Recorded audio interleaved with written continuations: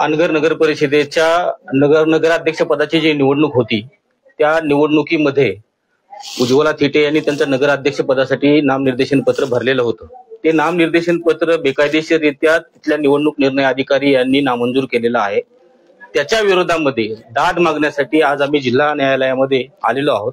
जिल्हा न्यायालयामध्ये आम्ही आमचं अपील दाखल केलेलं आहे। आता याच्या नंतरची जी प्रोसिजर आहे त्या प्रोसिजरनुसार व्यक्तिगत नोटीस कुणालाही याच्यामध्ये निघत नाही।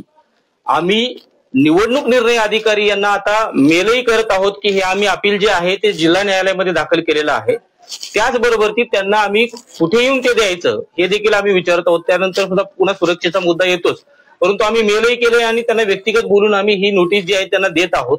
आम्हाला तिथे जरी न्याय नाही मिळाला अशी आमची भावना असली तरी न्यायालयामध्ये निश्चितपणाने आम्हाला न्याय मिळेल या भावनेनं आम्ही या ठिकाणी अपील दाखल केलेलं आहे। नक्की अपिलामध्ये आपण कोणत्या मुद्द्यांवरती फोकस केलेला आहे, काय आपलं नक्की अपील आहे, काय सांगा? अपिलामध्ये नेमकं ज्या वेळेला त्यांचं असं म्हणणं आहे की आम्ही आदेश बघितला, आदेशामध्ये असं म्हणणं आहे की त्यांची नामनिर्देशन पत्रावरती जे सूचक आहेत त्या सूचकाची त्यामध्ये स्वाक्षरी नाही। आमचं असं म्हणणं आहे की प्राथमिक पडताळणी जी असते नामनिर्देशन पत्राची त्यावेळेला सगळ्यात महत्वाची बाब याच्यामध्ये अशी आहे की स्वतः उज्ज्वला थिटे आणि त्यांचा मुलगा सूचक आहे, त्या दोघांनी मिळून जाऊन त्या ठिकाणी नामनिर्देशन पत्र दाखल केलेलं आहे। प्राथमिक पडताळणीमध्ये त्याच ठिकाणी त्यांनी ते ऑब्जेक्शन आम्हाला सांगितलं असतं तर आम्ही त्याच ठिकाणी स्वाक्षरी करून दिली असती, परंतु याच्यामध्ये काहीतरी वेगळं दिसतंय ते आम्ही न्यायालयापुढे मांडण्याचा प्रयत्न केलेला आहे। त्याचबरोबर प्राथमिक पडताळणीची छाननीची जी काही नोटीस असते ते लगेच आम्हाला देणं भाग होतं। भाग समजून घ्या, त्याच्यामध्ये कसं आहे की एकच नामनिर्देशन पत्र त्या दिवशी दिवसभरामध्ये जवळपास भरलेलं आहे असं दिसतं आणि अनगर नगरपंचायतची निवडणूक बाकीची जी आहे ती बिनविरोध झाली। एवढ्या सगळ्या प्रेशर मॅटरमध्ये ह्याची एवढी सिक्युरिटी घेऊन त्या ठिकाणी गेलेले असताना एकच नामनिर्देशन त्या दिवशी भरायचं होतं तर त्याची प्राथमिक छाननी जी आहे ती करून लगेचच जे काही ऑब्जेक्शनची सूची आहे ते त्यांनी देणं यांच्यावरती बंधनकारक होतं, त्यांना ती द्यायला हवी होती, ते त्यांनी दिलेली नाही। आणि बऱ्याच गोष्टी आम्ही त्यामध्ये अपील अर्जामध्ये वेगवेगळ्या मांडलेल्या आहेत। आम्हाला न्यायालयाकडून न्याय मिळेल अशी आमची अपेक्षा।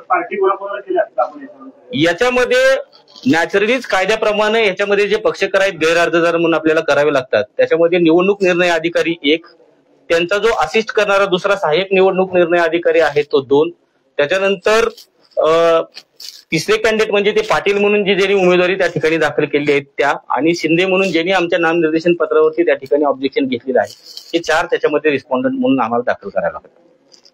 त्याच्यामध्ये असं आहे की कायद्यामध्ये अशा पद्धतीची तरतूद कंपल्सरी आहे का की हे जे सूचकाची सही राहिली असेल तर ती निवडणूक निर्णय अधिकाऱ्यांनी दाखवलीच पाहिजे असं काही? मुळात प्राथमिक छाननी जी आहे ती त्या ठिकाणी करणं त्यांनी गरजेचं आहे आणि बाकीच्या ज्या गोष्टी न्यायालयापुढे आम्ही मांडलेल्या आहेत, न्यायप्रविष्ट प्रकरण आता जस्ट झालेलं आहे, आपण आता सबमिटही केलं न्यायालयामध्ये, त्याच्यामुळे काही ज्या आर्ग्युमेंट्स आहेत त्या न्यायालयासाठी आपण राखून ठेवू। आम्ही त्या ठिकाणी युक्तिवाद करू, आपण न्यायालयावरती विश्वास ठेवू, न्यायालयामधून ज्या वेळेला निर्णय येईल त्याच्यावरती भाष्य केलेलं योग्य ठरेल असं मला वाटतं। तुम्ही स्वतः कॅन्डिडेट आहात आणि तुम्ही आता विधेयक दाखल केलेलं आहे, काय भूमिका आहे, काय एकंदरीत या सगळ्या प्रकरणावर तुम्ही कोर्टात आलेला आहात, काय अपेक्षा आहे तुम्हाला कोर्टाकडून?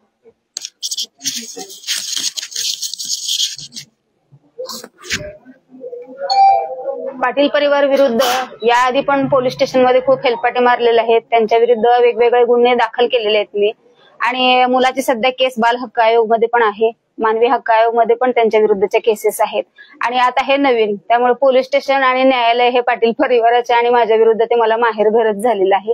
पण माझा न्यायदेवतेवर विश्वास आहे आणि आम्हाला नक्कीच न्याय मिळेल। कोर्टाने काय सांगितलंय, कधी या संदर्भातली सुनावणी होणार आहे, पुढे याच्यामध्ये सुनावणीच्या अनुषंगाने नियमच घालून दिले की याच्यामध्ये असं आहे की त्याची जी सुनावणी आहे ते टाइम बाउंड करावी लागते, त्याच्या पुढे जाता येत नाही। हार्डली 5 ते 7 दिवसामध्ये पूर्ण प्रकरण ऐकून ह्याच्यामध्ये निकालच द्यावा लागतो, त्याच्याशिवाय निवडणूक प्रक्रिया जी आहे ती पुढे जात नाही असा कायदा आहे। त्याच्यामुळे बाकीच्या प्रकरणासारखं नाही की हे दाखल केलं आणि हे प्रलंबित राहील, पुढे तिकडे निवडणूक होईल, असा कायदा अस्तित्वात नाही। कायदा असा अस्तित्वात आहे की हे बघा, ग्रामपंचायत असेल, इतर ज्या लोकल अथॉरिटीज आहेत त्यांना अपील प्रोव्हाइड केलं नाही। या ठिकाणी या फॉर्च्युनेट आहेत की निवडणूक निर्णय अधिकाऱ्याच्या निर्णयाच्या विरोधामध्ये अपिलाची तरतूद या ठिकाणी दिलेली आहे आणि सक्षम न्यायालय त्याच्यासाठी जिल्हा न्यायाधीश आहे. त्याच्यामुळं अपिलाची तरतूद आहे.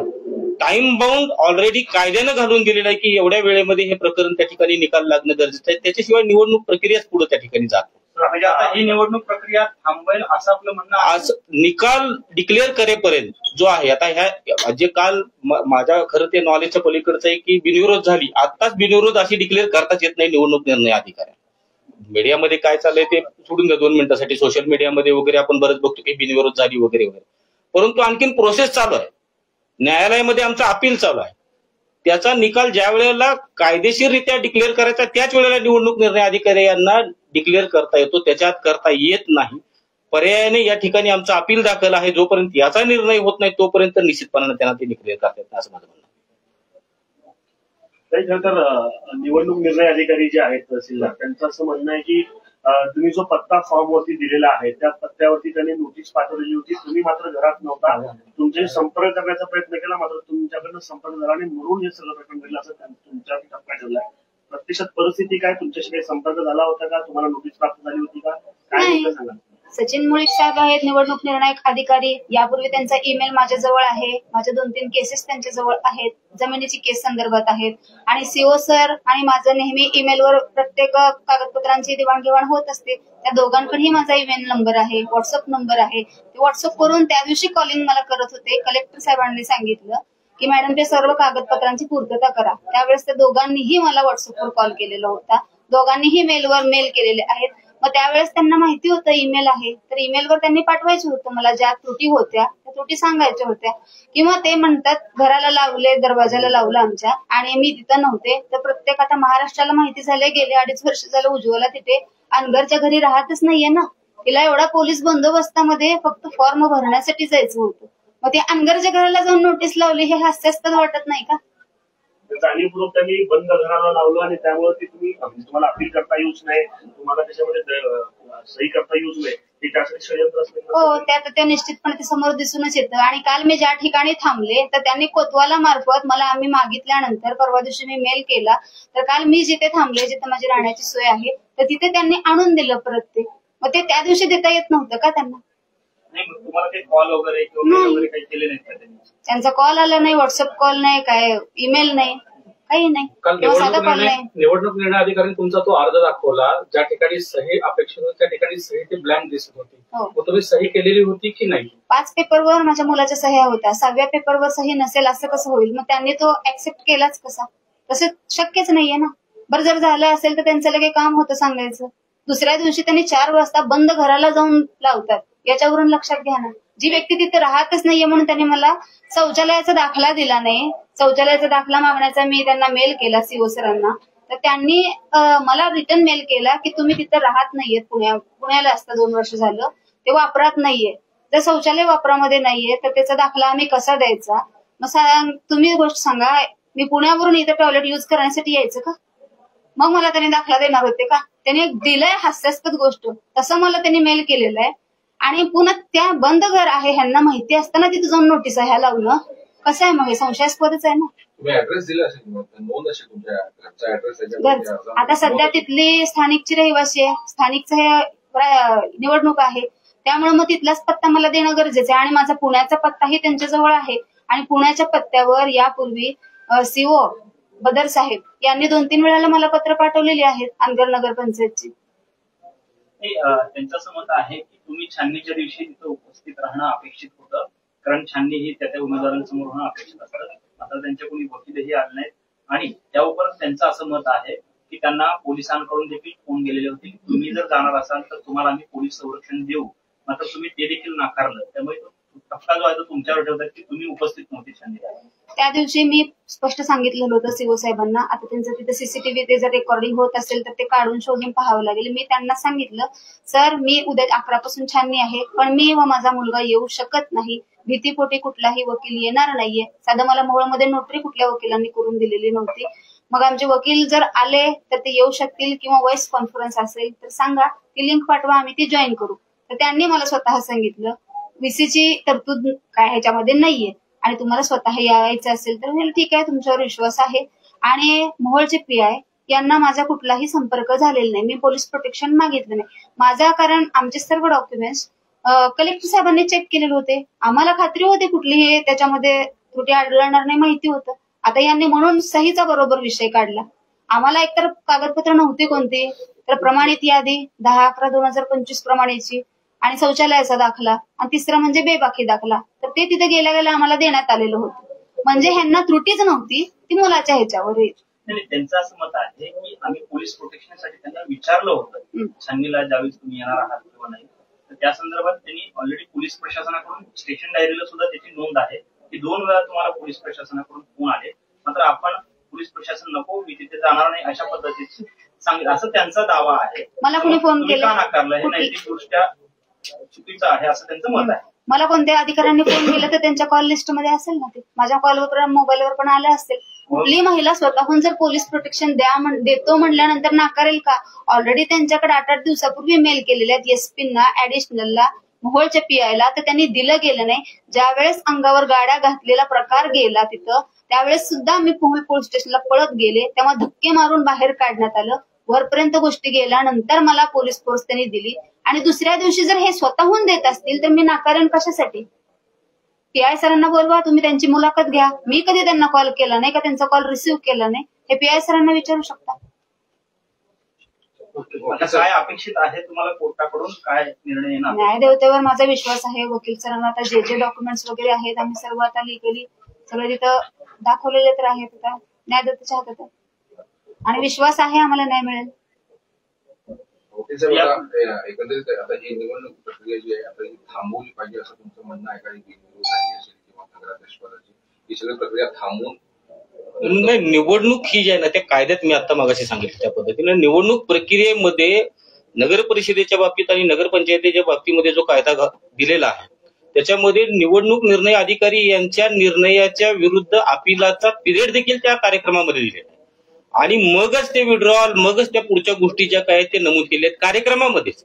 त्याच्यामुळे जोपर्यंत आता इथे म्हणून इथंच नाही, सगळीकडे जिथं कुठं अपील झालेलं असेल ते अपील जोपर्यंत निर्णयित होत नाही, अपिलाचा डिसाईड करायचा पिरियड त्यांनी त्या रूलमध्ये ठेवलेला आहे. आणि कार्यक्रम पत्रिका जर निवडणूक आयोगाने दिलेली आपण बघितली तर त्याच्यामध्ये स्पष्ट दिलेलं आहे की अपिलाचा पिरियड वगळून आणि अपील जिथेच नाही अशा ठिकाणी काय, तर ती तरतूद त्या ठिकाणी त्यांनी अपिलात घालून दिली, त्यामुळे त्या नियमामध्ये घालून दिली. त्याच्यामुळे हे अपील जोपर्यंत निर्णयित होत नाही तोपर्यंत पुढे प्रक्रिया जाणार नाही, त्याला वेगळा स्टे सुद्धा मागायची गरज.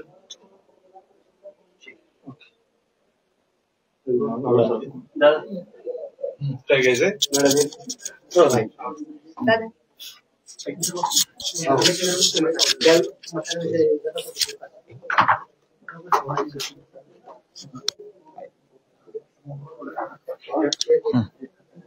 दादा, खरं तर अनगरमध्ये काल मोठा जल्लोष झाला, निवडणूक बिनविरोध झाली म्हणून. पण वकील साहेब आता ज्या पद्धतीनं सांगताय की अपिलाचा निर्णय जोपर्यंत येत नाही तोपर्यंत निवडणुकीची प्रक्रिया पुढे जात नाही, अर्थात निकालही लागलेला नाहीये. त्यामुळे इकडे जल्लोष सुरू असताना निवडणूक प्रक्रिया पुढे जात नाहीये.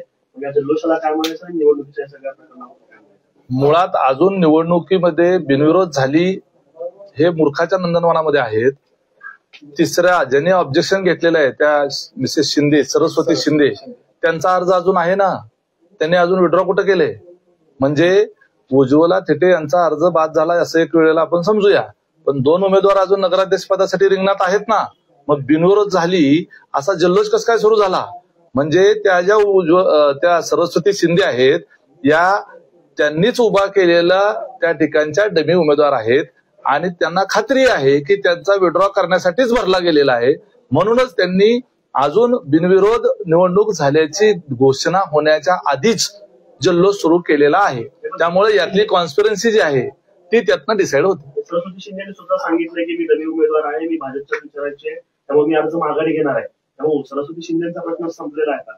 पण न्यायालयीन प्रक्रियेमध्ये प्रक्रिया असताना अजून निकाल घोषित नाहीये, त्यामुळे ही निवडणूक अजून बिनविरोध पूर्णपणे म्हणता येत नाही. पण अंगमध्ये जल्लोष सुरू झाला नाही, पूर्णपणे नाही ना अपूर्णपणे पण नाही, बिनविरोध अजून झालेलीच नाहीये.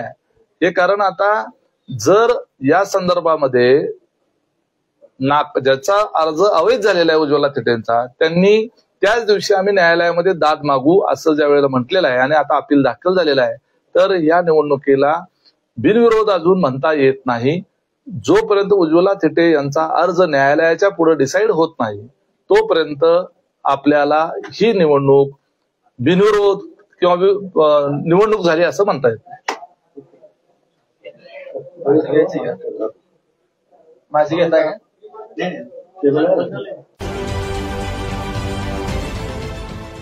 देश विदेशातील प्रत्येक घडामोडींचे लाईव्ह अपडेट मिळवण्यासाठी आता साम टीव्हीच्या सर्व सोशल मीडिया प्लॅटफॉर्मला लाईक, फॉलो आणि सबस्क्राईब करा. तसंच सर्व नोटिफिकेशनसाठी बेल आयकॉन प्रेस करायला विसरू नका.